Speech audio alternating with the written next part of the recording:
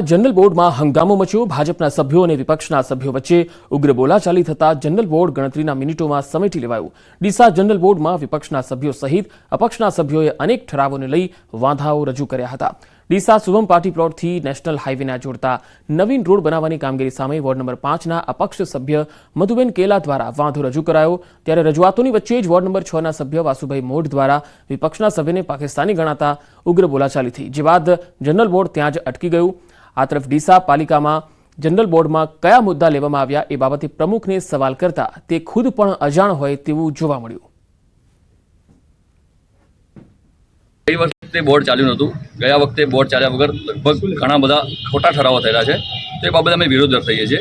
आ विरोध ज्यारे हूँ दर्शावतो હતો त्यारे आजूबाजूना जे भारतीय जनता पार्टीना सदस्यो हता ए खोटो उबाळो करता हता, એટલે મેં એમને પ્રેમથી કીધું કે તમે ઉબાળો ના કરો, તો એ ઉગ્ર થઈ ગયા। ઉગ્ર થઈ અને મારા વિશે ગમે એમ બોલવા મળ્યા। એમને મને પાકિસ્તાની જેવો શબ્દ વાપર્યો। આજે એક મુદ્દો હતો 9 નંબર ઉપર શિક્ષણ શાખા તરફથી આવેલા કાગળોને વંચાણની બહાલે 1 થી 5 ધોરણ સરકારશ્રીને સોંપવાની વાત છે।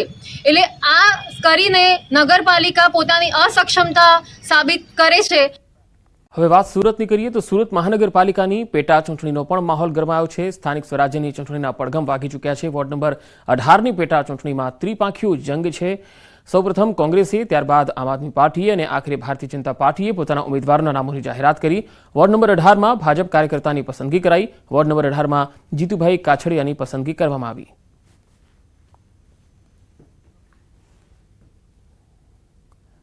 भारतीय जनता पार्टी गुजरात प्रदेश जीतुभाई काछड़ जे अमरा कार्यकर है, वर्षो जूना आहिर समाजना खूब मोटा अग्रणी है, एमनी पसंदगी करी है। त्यारे बधा ज कार्यकर्ताओं में खूब खुशीनो माहौल है। रही बात आपे जीतनी कीधी तो आ सीट भारतीय जनता पार्टी नी हती, माटे तो आ भारतीय जनता पार्टी नी ज आ सीट हती। अने बीजो के पार्टी नो एक कार्यकर्ता जे छे लड़तो होय छे, उम्मीदवार तो मात्र ने मात्र एमां निमित्त होय छे अने एक कार्यकर्ता में उत्साह छे। अने आ फरी वखत जे भारतीय जनता पार्टी नी सीट हती ई पुनः रिपीट थशे एवो सूरत महानगर भारतीय जनता पार्टी अने टीम अने अध्यक्ष थी लई बधा ने खूब विश्वास छे अने अमने पण विश्वास छे के अमे कार्यकर्ताना जोरे खूब जंगी लीडथी फरी वखत आ सीट जीतीने सूरत महानगरमा प्रतिनिधित्व करवानी तक कार्यकर्ताओ आपशे।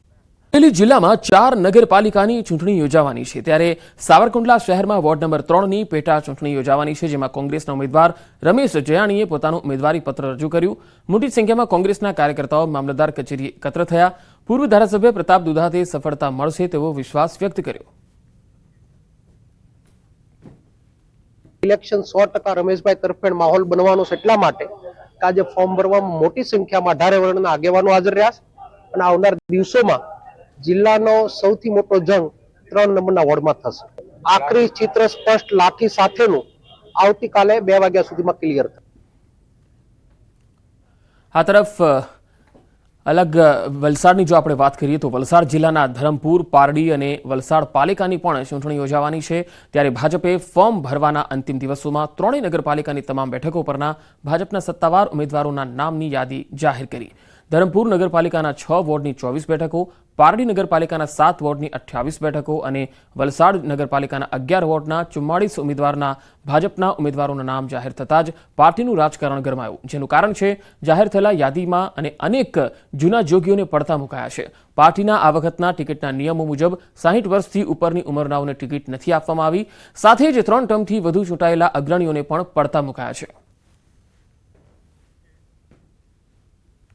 भारतीय जनता पार्टी प्रदेश तरफ थी अमने जे क्राइटेरिया के गाइडलाइन जे आपवामां आवी हती एनी अंदर जे उमरनो हतुं ते उमर 60 वर्षथी ऊपर उमर न होवी जोईए, सतत 3 टर्म न होवी जोईए, साथे साथे ए जे ते वोर्डनो ज सभ्य होवो जोईए, साथे साथे एना गुनाहित कृत्यनी अंदर एने कोई सजा न थयेली होवी जोईए। आ जातना भारतीय जनता पार्टीए क्राइटेरियाओ आपवामां આવ્યા હતા। नगर सेवा सदनની सामान्य सभाમાં હોબાળો મચી ગયો। सामान्य સભાની બેઠકમાં શાસક અને વિપક્ષ આમને સામને આવી ગયા। આ બેઠકમાં ભરૂચના કુલ 33 કામોને મંજૂરી અપાઈ। નગરપાલિકાની બેઠકમાં બિસ્માર માર્ગો અને ગટર સહિતના પ્રશ્ને કોંગ્રેસે વિરોધ કર્યો। સામાન્ય સભામાં નગરપાલિકાના જે મૃતક કર્મચારીના પુત્રને રહેમ રાહે નોકરી અને ચાલુ નોકરી પર મૃત્યુ વળતર મુદ્દે સભા તોફાની બની ગઈ।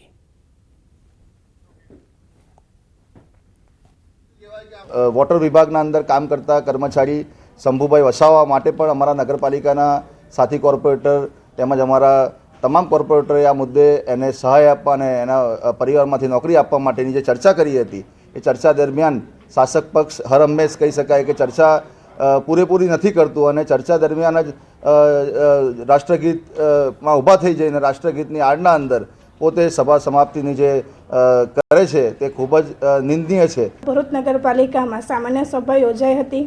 33 મુદ્દા હતી. તમામે તમામ મુદ્દાને બહાલી આપવામાં આવી છે અને જે વિકાસના કામોને પૂરા કરવાની જે અમે બાહેધરી આપી છે એ કામોને અમે વહેલી તકે પૂર્ણ કરીશું અને પ્રજાને સુખાકારી થાય એ માટે અમે ભરૂચ નગરપાલિકા વતી તમામ પ્રયત્ન કરીશું. સુરેન્દ્રનગરની વઢવાણ જીઆઈડીસીમાં પ્રાથમિક સુવિધાના નામે મીંડું જોવા મળી રહ્યું છે, ત્યારે ઉદ્યોગકારોએ વઢવાણ પાલિકા તંત્ર સામે ગંભીર આક્ષેપો કર્યા. જીઆઈડીસીવાળા વિસ્તારમાં રસ્તાઓ બિસ્માર અને ઉબડખાબડ બનતા જોવા મળ્યા, જેના કારણે ઉદ્યોગકારો સહિત અહીં આવતા કામદારો અને માલવાહક વાહન ચાલકોને ભારે હાલાકી ભોગવવાનો વારો આવ્યો. ત્યારે સરકાર દ્વારા હવે સુરેન્દ્રનગરને મહાનગરપાલિકાનો દરજ્જો આપવામાં આવતા મહાનગરપાલિકા દ્વારા જીઆઈડીસીમાં પ્રાથમિક સુવિધાઓ આપવામાં આવશે તેવી ઉદ્યોગકારો આશા સેવી રહ્યા છે. આ વિસ્તારમાં 600 થી 700 જેટલા નાના મોટા ઉદ્યોગોના એકમો છે, પરંતુ આ વિસ્તારમાં ગંદકીનું ખૂબ જ સામ્રાજ્ય છે.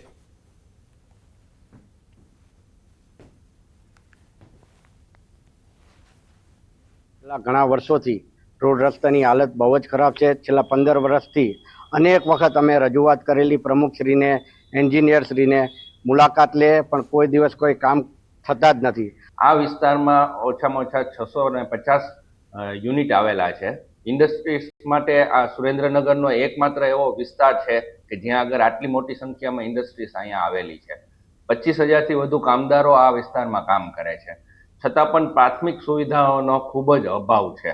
સુરેન્દ્રનગર શહેરમાં આવેલી વઢવાણ જીઆઈડીસી સુરેન્દ્રનગર જિલ્લાની સૌથી મોટી જીઆઈડીસી છે. આ જીઆઈડીસીમાં અંદાજે 600થી વધુ નાના મોટા ઔદ્યોગિક એકમો આવેલા છે, જેમાં 25,000થી વધુ લોકો કામ કરી રહ્યા છે. છેલ્લા 10 કરતાં વધુ વર્ષોથી આ જીઆઈડીસી છે પ્રાથમિક સુવિધાઓનો અભાવનો સામનો કરી રહી છે, જેમાં ખાસ કરીને અંદાજે 12 વર્ષ પહેલા આ જીઆઈડીસીમાં રસ્તાઓનું નવીનીકરણ કામ કરવામાં આવ્યું હતું, તેમજ હાલમાં છેલ્લા 12 વર્ષથી આ રસ્તાઓનું નવીનીકરણ કે સમારકામ કરવામાં આવ્યું નથી. ક્યાંક ને ક્યાંક સફાઈ, રસ્તા, વરસાદી પાણીનો નિકાલ તેમજ અન્ય જે પ્રાથમિક સુવિધાઓ છે, પ્રાથમિક સુવિધાઓનો અભાવ જોવા મળી રહ્યો છે. સુરેન્દ્રનગરની આજે વઢવાણની જીઆઈડીસી, આ જીઆઈડીસી ઇન્ડસ્ટ્રીઝ એસોસિએશનના આગેવાનો દ્વારા અવારનવાર આ મામલે સુરેન્દ્રનગર નગરપાલિકાને રજૂઆત કરવામાં આવી હતી, પરંતુ તેમ છતાં કોઈ ઉકેલ નથી આવ્યો. ત્યારે હાલ સુરેન્દ્રનગર નગરપાલિકાને મહાનગરપાલિકાનો દરજ્જો આપવામાં આવ્યો છે, ત્યારે મહાનગરપાલિકા દ્વારા આ મામલે કાર્યવાહી કરવામાં આવશે કે કેમ તે જોવું રહ્યું.